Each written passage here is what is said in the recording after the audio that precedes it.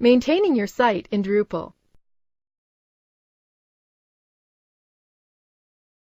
This tutorial assumes you've already logged in to Drupal. Now let's learn how to maintain our Drupal website. Click the Administer link. Scroll down. Click Site Maintenance.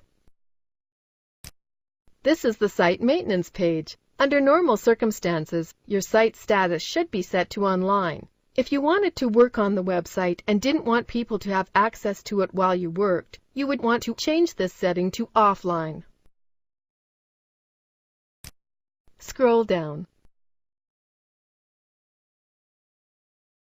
If you want, you can further personalize the Site Offline message here. Click Save Configuration. The site is now offline.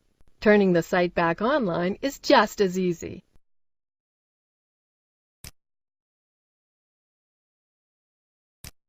The site is now online. We can return to this page at any time to toggle between online and offline while working on the site.